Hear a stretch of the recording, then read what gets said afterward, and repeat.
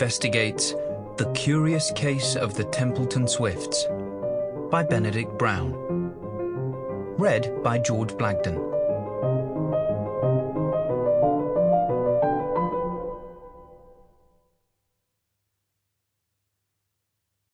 Chapter 1. "Chrissy!" a voice at the window hissed. "Chrissy, come here!" I was trapped within an exceedingly dry passage on soil erosion that I needed to memorize in time for my geography exam the following week.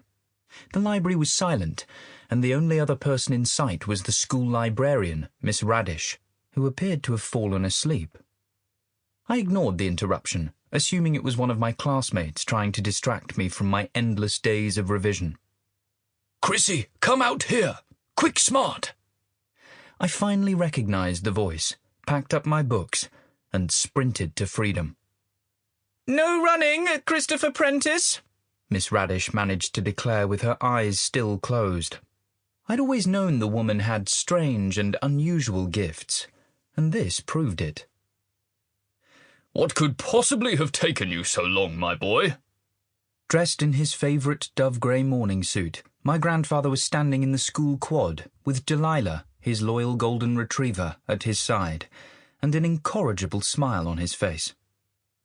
"I've got 10 different exams over the next month. If I don't pass at least 6 of them, I'll have to stay here forever." He raised one doubting eyebrow. "I do not believe that is how the British education system works, Christopher.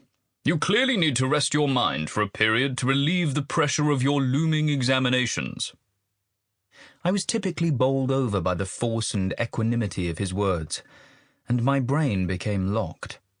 I was trying to make sense of his logic, but as I did not respond and stood there with my tongue hanging out, much like dear Delilah, he tapped his cane on the flagstone path and said, "Jolly good. I'll see you in the car." Why?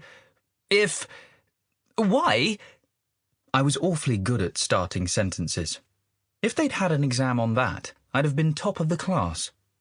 When the old fellow didn't look back, I shouted, "Oh, fine. I'll meet you there in a few minutes."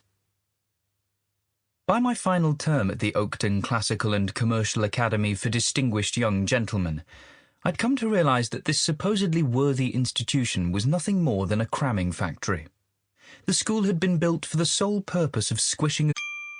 Sample complete. Ready to continue?